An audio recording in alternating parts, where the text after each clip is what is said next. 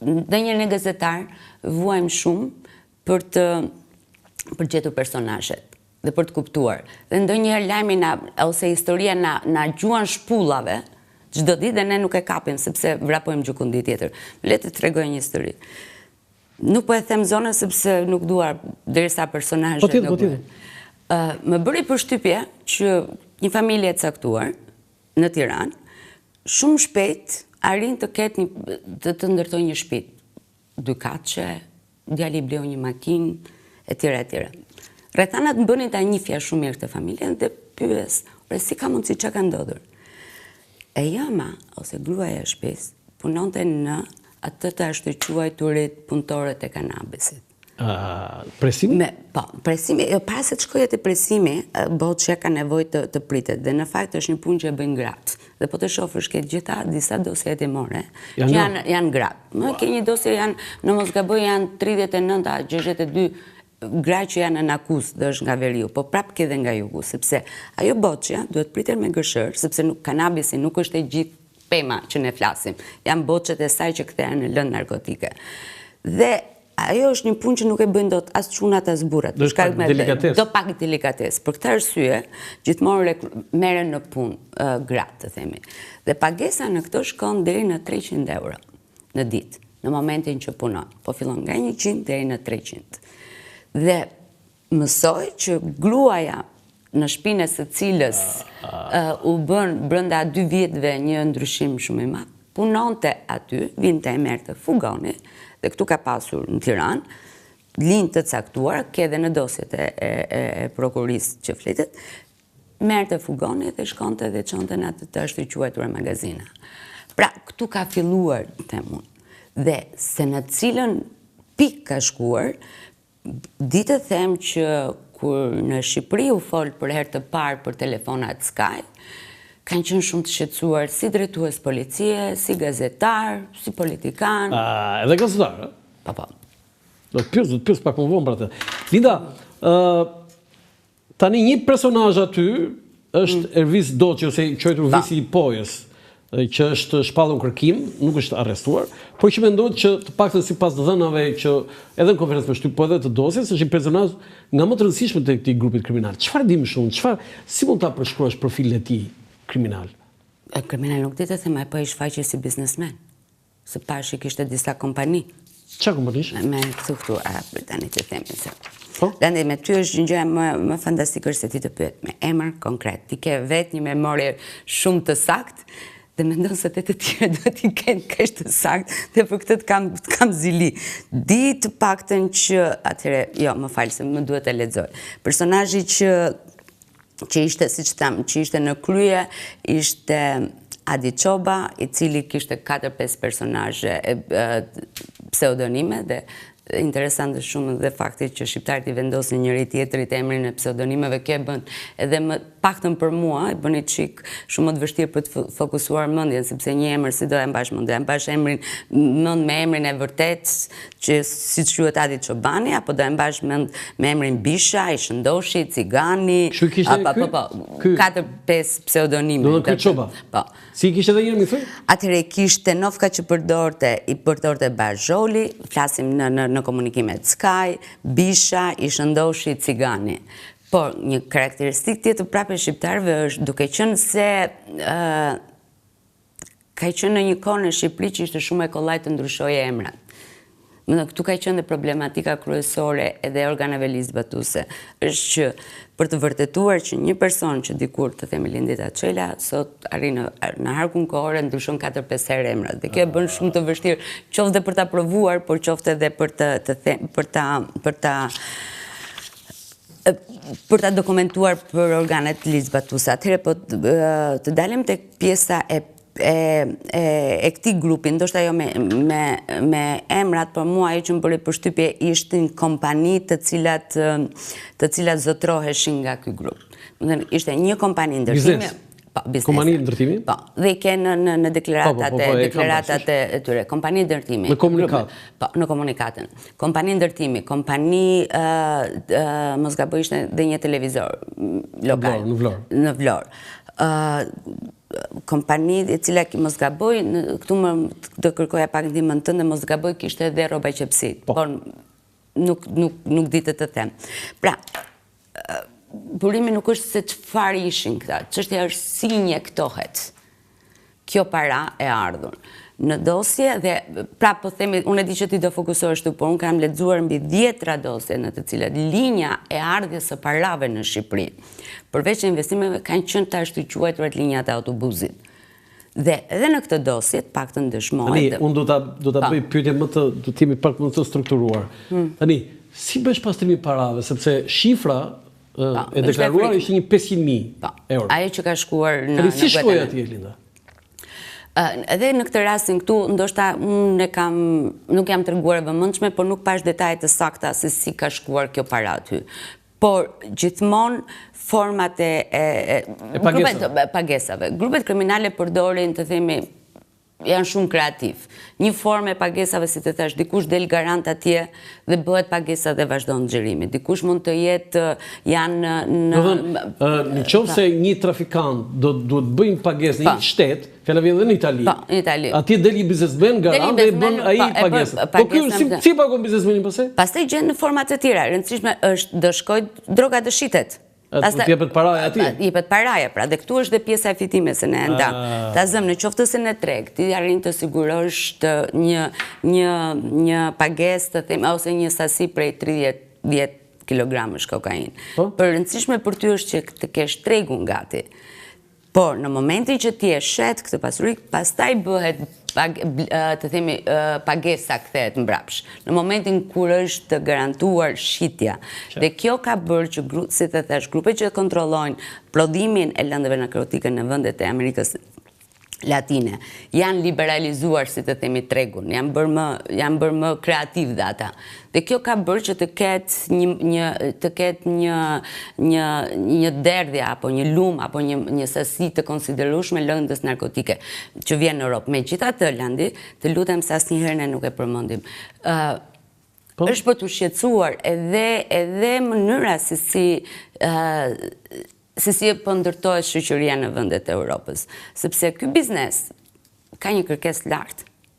Pra, unë duke thënë që kërkojnë evropianët drogë. Po, se përndryshe për ta konsumuar. Është rritur konsumimi. Është rritur konsumimi. Në të gjitha statistikat, nëse ti do marrësh, sepse bën Europoli statistikat. Statistikat e konsumimit janë rritur, domethënë. Po Shqipëria është rritur? Po. Është treg dhe Shqipëria? Po. Është treg. Jo tregu në kuptimin që do garantoj sasi të mëdha të ardhurash. Në kokaina përdoret për të krijuar më shumë është një treg për të krijuar më shumë connected, në kuptimin në mbrëmje të caktuara afro, po jo të jetë treg.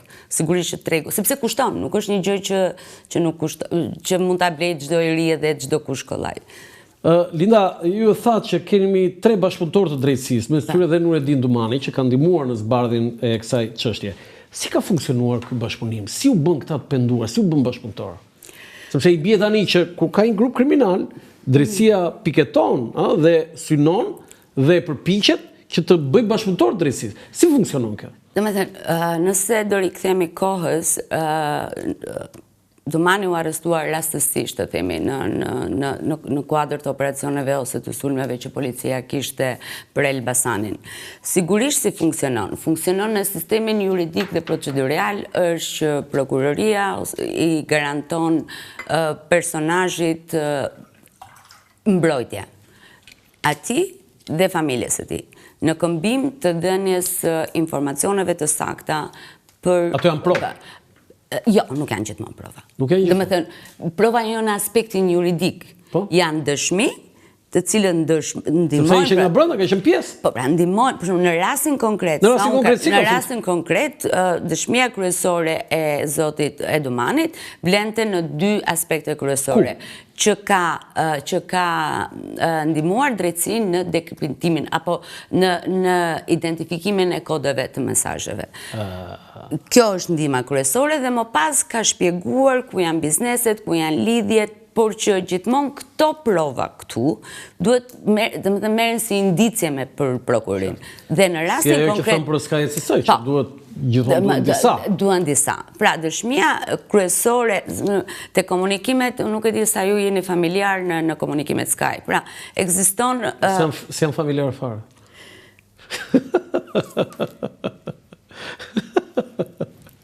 Ka një gjë interesante, për shembull, që të paktën unë mund të them me bindje, nuk di se sa ka shkuar, kur ne raportuam shkrimin e parë për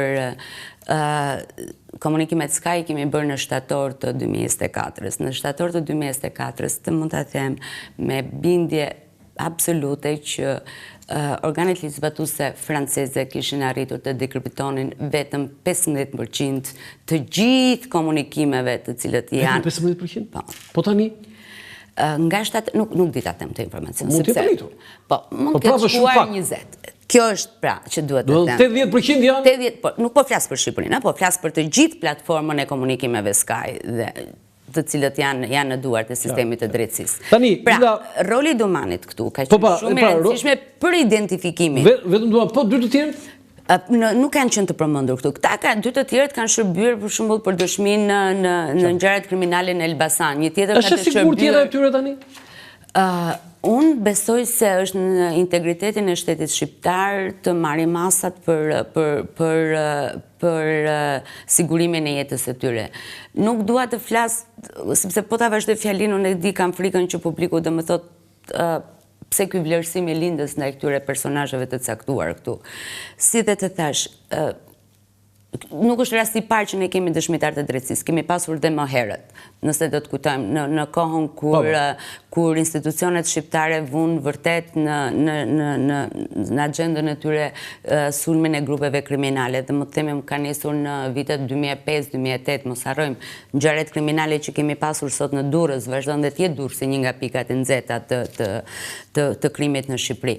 Pra, këto personazhe në krahasim me vendet e tjera, qoftë në Europë, qoftë në Ballkan, janë të pakët të penduar te drejtësisë. Siç edhe të thash, këtu janë shumë të pakët dhe njerëzit që besojnë te drejtësia, apo edhe njerëzit që japin informacione të duhura, qoftë për median, qoftë edhe për organet ligjzbatuese. Është çështje besimi, nuk është çështje besimi, unë nuk e di. Por di që në vendet e tjera, më falni që po e marr, në vendet e tjera forca reaguese e qytetarëve, qoftë nëpërmjet pjesëve të media apo të organet ligjzbatuese është shumë më e fortë.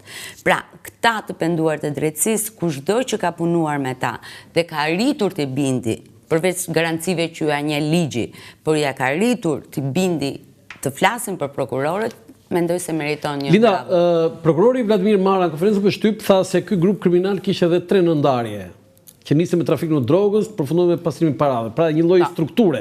Dhe për herë të parë del grupi kriminale shqiptar me një, po themi, strukturë jo të qartë, jo të tipit të organizatave mafioze, siç ka Cosa Nostra që ka ato piramidën e saj kryetare e ato nëndarjet, por gjithsesi ka një ndarje. Pse nuk quhet organizat mafioze, po quhet organizat kriminale?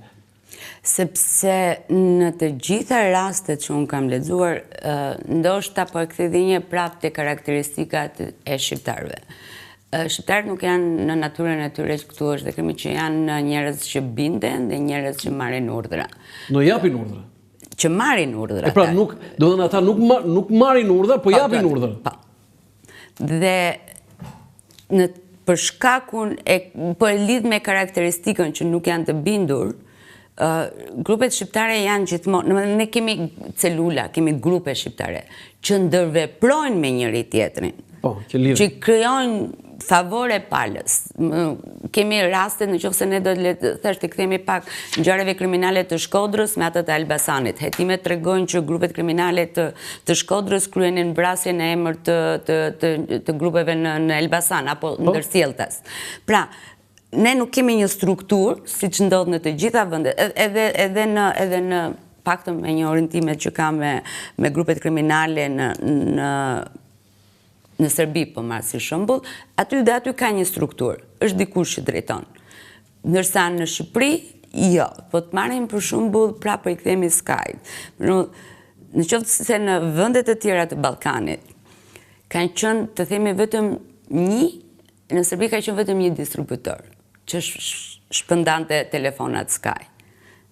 në Shqipëri të garantojë kanë qenë mbi 10. Po sindromi i kafes së lagjes pra, që hapi pari kafe, të hapën dhe 20 tjerë kafe pra. Dhe kjo është arsyeja pse ne nuk kemi një strukturë klasike. Dhe ne nuk mund të themi dot tani, nëse më thua mua ky vis poja, si do që të quhet, është më rëndësishmi se ata të Shkodrës aty, kam frikën se ata të Shkodrës më çfarë po thot ky, do ofendohet. Linda, pastrimi i parave është pjesa fundore e një aktiviteti kriminal. Është suksesi. Po, sa aty është pasaj. Sa është përqindja e parave që pastrohen, parave të pisa që pastrohen në Shqipëri, po kryesisht në sektorin e ndërtimit, sepse sektori i ndërtimit ka pësuar hovë në vitet e fundit. Atëherë edhe një prapë si përqindje nuk flas dot sepse ne kemi raporte të institucioneve që janë të detyruara të bëjnë raportet. Nuk çuditërisht vetëm në Shqipëri nuk dalin raportet, ka indicet, po unë po të them rastin e fundit që ne shtek ne kemi sapo publikuam një histori në lidhje me ndërtesën që është në qendër të Tiranës të ish ekspozitës. Dhe besoj se unë jam shumë e sigurt që ti e mban mend sepse ke lexuar librin Kurbani. Dhe vetë kryeministri i vendit ton ka një pasazh shumë interesante. Jetonte asë koha aty. Ishte koha kur ekspozita posedoi nga Top Channel dhe qeveria e së kohë që ishte e Berishës nëpërmjet të themi biznesmenëve të ndryshëm kërkonte të bënte një leje zhvillimore. Dhe kryeministri i vendit aktualisht ka 2 faqe që ja përshkruan pikërisht. E nis me këneta, e nis me kuak, edhe thot që ndihet i turpëruar nga qytetarët e këtij vendit këtu sepse ai nuk i dha dot një zgjidhje asaj kohe ku ishte kryetar bashkia. Madje bëj edhe Kasandër, sepse paralajmëronte që këtë ndërtesën këtu do ta bëj njerëz të cilët do kenë përfitime të shumëfishta. Dhe hetimi çfarë rezultoi pash të gjitha dokumentat ligjore të dosjes me Top Channel dhe një media nga më seriozet që ne kemi në vend në asaj kohe, ka qenë avangard e medias në Shqipëri, e humbi gjyqin sepse kishte të bënte me ministrinë, me institucionet, dhe çuditërisht po prap kryeministri që asaj kohe banonte në atë lagje aty dhe fliste për guak-guakët e biznesit, miraton këtë lejen. Dhe ku t'ja jep? Ja jep një kompanie, Victoria Constructions, për të ndërtuar, mos gaboj është 34 kate, ka dhe ca kate nën tokë. Dhe quan si qendra që do sjellin një risi në zhvillimin estetik të Tiranës. Projekti ishte vetëm ajo sa ne mundëm të siguronim vetëm 12 faqe. Kompania nuk ishte, të paktën në rekordet e veta, asnjë rast të ngjashëm zhvillimi. Pra siguri një në radhë të parë. Si mund t'ja jap, unë nuk di të shkojmë në Itali, të shkojmë në një vend ku ndërtojnë kullat. Një kompani që nuk ka në rekordet e veta garancinë që mund të ndërtoj kullat të larta dhe të sigurta, nuk e di. Më pas shohim që kompania injektohej para se të sa të jepi leja ndërtimit. Shikon që personin, djali, të paktën vetë hetimet e prokurisë, djali i personet të cilët zotron kompaninë, akuzohet nga prokuria e posaçme si një nga kokat kryesore që është në gjendje të menaxhojë sasi të konsiderueshme të trafikut të lëndëve narkotike, sërish nga vendi prodhues në vendet e Europës. Dhe çuditërisht kjo prona këtu vazhdon, sado që prokuria e posaçme thotë që është çështja në hetim, vetëm në një bisedë që ka patur mes palëve për çështjen konkrete, prokuria ka shkuar dhe ka sekuestruar ca asete. Për fat të keq, ndërtimi, të gjitha raportet të institucioneve legjizlatuese thonë që ndërtimi është mënyra të cilët injektohen parat. Jemi marrë gjatë se OCCRP edhe sa i përket kompanive offshore. Nëse të kujtohet, Panama Papers. Biznesmenët që kam pasur mundësinë të shoh dokumentat aty. biznesmenët, në qoftë se vendet e tjera kishin biznesmen të cilët kishin hapur kompanitë aty, sepse të themi edhe ajo që duhet të kesh një kompani në offshore nuk do thotë legjitimi në mënyrë matamama apo në fjalë të ligjit që ti je inkriminuar vetëm pse hap një kompani në vendet offshore. Kompanitë offshore bëhen kriminale apo bëhen target i agjencive lizbatuese vetëm në momentin ku gjenerojnë para dhe ku filtrojnë para apo ku bëhen pjesë e zinxhirit të parave. Çuditërisht Shqipëria, në më sa mbaj mendun, ka pasur vetëm 3 biznese. Pronaret e të cilit kishin offshore. Pjesa tjetër jo, ishte një pyetje shumë e madhe, ku shkojnë parat në gjithë nivel të lartë korrupsioni këtu. Shkojnë tek statistikat tonë ose burimet e pakta informative apo dhe raportet tonë që është ndërtimi. Okej, për ta mbyllur këtë të ndërtimit, unë po lexoj vetëm sekuestrët që zoti Dumani dhe prokurorë të tjerë lexuan atë ditë, 2 kompani ndërtimi, 4 restorante luksoze, 1 agjenci imobiliare, 1 televizion që ishte pjesë e këtij trafiku. Pra, po themi shumë pak me atë që ne imagjinojmë. Si ka mundësi nuk është kompani ndërtimi, po nuk është sekuestruar një pallaç ka ndërtuar apo një grattaciel? Do të gjithmonë kjo mbien sy. Atëre, procesi sekuestrimit dhe konfiskimit... Se kjo pasaj e çështje tjetër, se unë e kemi dhe diskutuar këtë, se sekuestro është kjo, nuk është konfiskim. Po sfida nuk është... Sa është konfiskim? Po pra, në qoftë se unë gjithmonë merre me rezerva të deklaratave e institucioneve ligjzbatuese, nuk më pëlqen të përdor statistikat e sekuestrimit. Sepse më duken më shumë deklarata që shërbejnë deklarata PR-i për institucionin në fjalë për të thënë që po punon. Por shumica e njerëzve nuk e kuptojnë fare, nuk e dallojnë, nuk e bëjnë dot dallimin sekuestrim me konfiskim. Konfiskim është kur e merr shteti. Sekuestrim është kështu, ta pinë çikun nga shisha jote. Po shisha jote u ishi yti. Ai resorti, të kujtohet ai resorti në jug të vendit. Që u sekuestrua. Ka dhe vendim konfiskim. Edhe konfiskim. Po? Ndërkohë, me që isha vetë atje, pakte njerëzit që kanë marrë me sekuestrimin dhe konfiskimin, thonë që në qoftë se një objekt është i konfiskuar, më së paku duhet ketë një shenjë dalluese. Duhet ketë një administrator që merret aty. Po sigurisht. Ndërkohë, prap në dëshminë vetë të parë, është shumica, ka dhe raporte, edhe të KLSH-s, raportit të kontrollit të lartë të shtetit, thuhet që shumica e objekteve të konfiskuara, jo të sekuestruara, posedohen sërish nga personat, të njëjtat persona. Ligji thot që... Duhet kjo është shmëra, të konfiskuarat, janë raporte zyrtare, i disponojnë përsëri ata që kishin. Po, më falë, Volgën e mba mend në Durrës? Si pas policisë, ose jo si pas vendim gjykatës, personit të cilët e ka poseduar të pronë është nëpërmjet dhunimit, nëpërmjet mashtrimit, apo nëpërmjet falsifikimit të dokumentave. Sot s'dihet se kush, shteti nuk e menaxhon. Nuk e menaxhon shteti.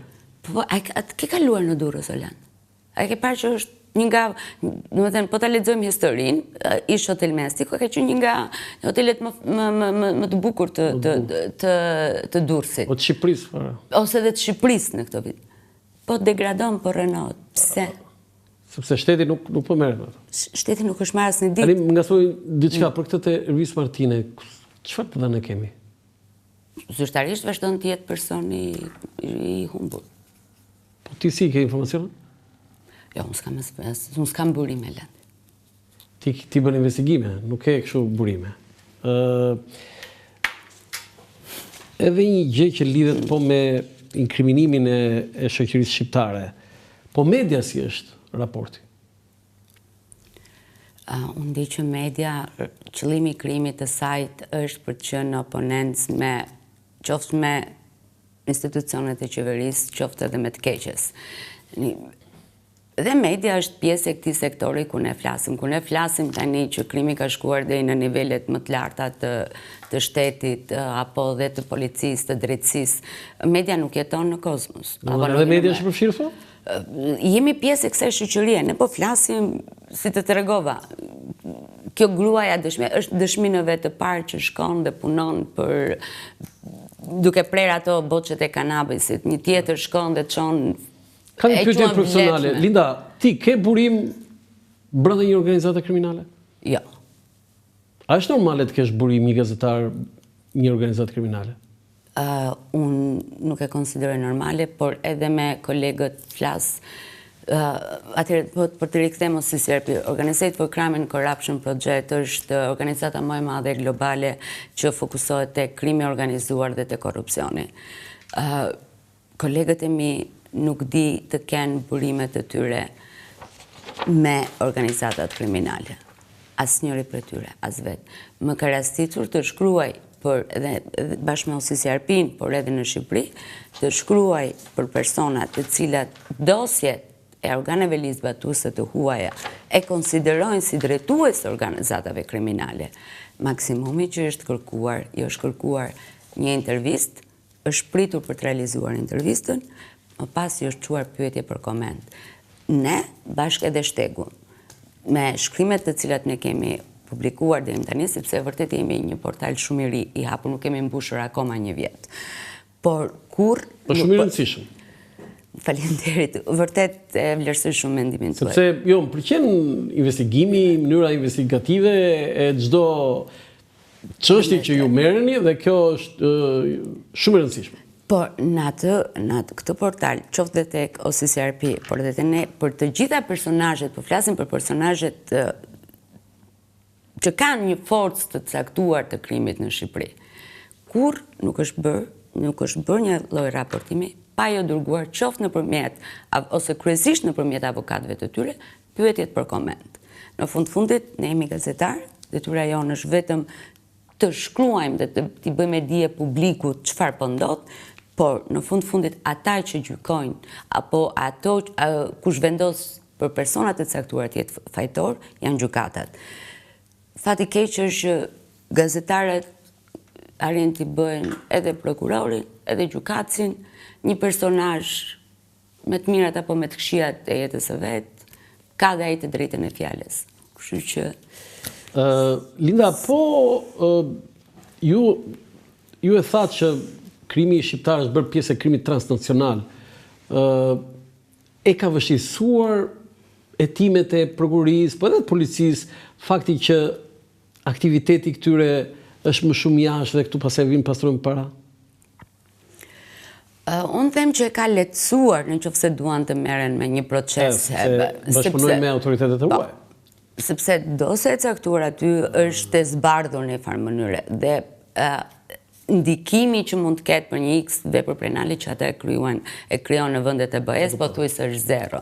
Ç'është e qëndron si sa vullnet ka në Shqipëri për të marrë dhe për të bërë, të themi, jo vetëm transferimin e dosjeve, por edhe hetimin e mëtejshëm.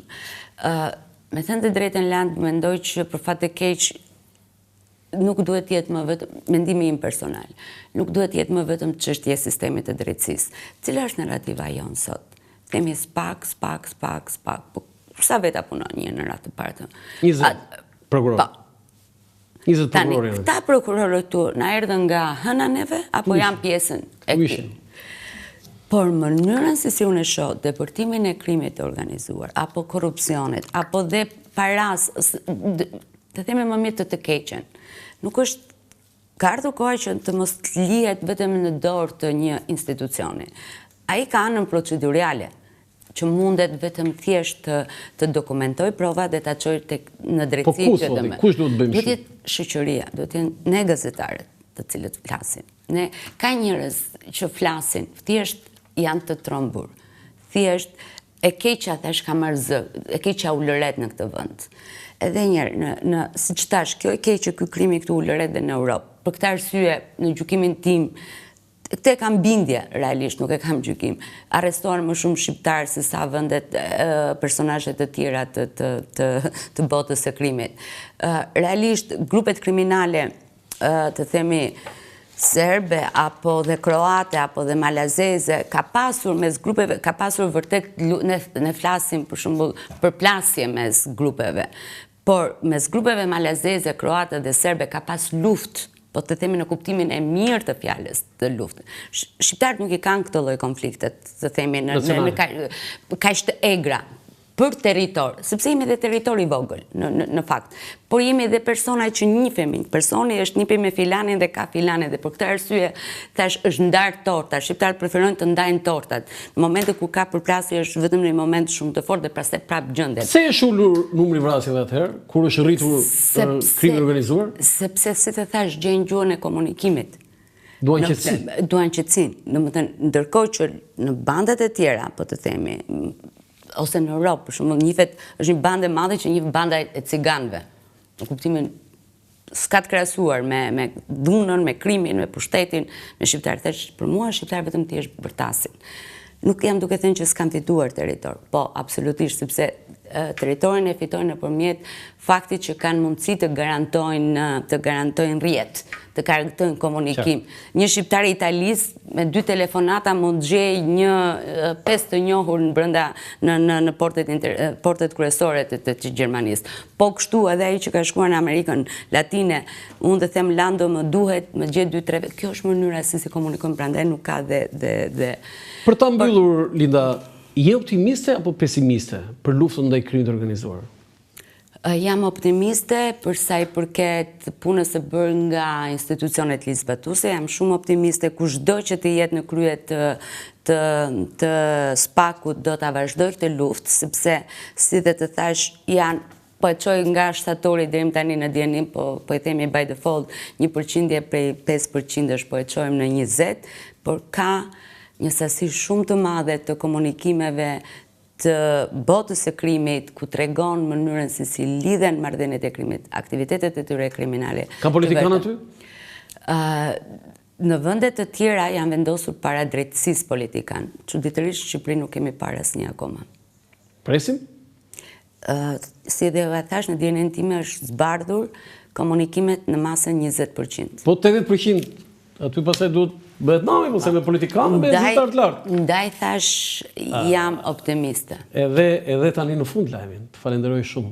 Falenderoj ty për bisedën. Bisedë shumë profesionale, e çmoj shumë fjalën tënde. Linda, të uroj gjithmonë suksese në punën tënde. Ti je një vajzë, një kolege e ndershme, punëtore dhe me gjitha e sakt. Kjo është ajo që ke fituar këtë status. Të falenderoj shumë dhe vërtet edhe unë kënaqa duke biseduar. Dhe vërtet më lejo të bëj një thirrje, nëse do flasim për rolin e krimit dhe korrupsionit, nuk duhet jetë një detyrë që duhet ta lëmë vetëm një institucioni. Është nevoja e gjithë shoqëria. Sepse kemi fëmijët tanë, jetojmë këtu, është çështje sigurie publike, nuk është institucionale më. Faleminderit për ftesën. Ndoqet një intervistë me Lindita Çelën, drejtuese e shteg.org, por mbi gjitha një gazetare universale, sidomos për krimin e organizuar. Faleminderit edhe një herë, të nderuar teleshikues, ky është emisioni im për sot nga unë Roland Qafoku, mirupafshim.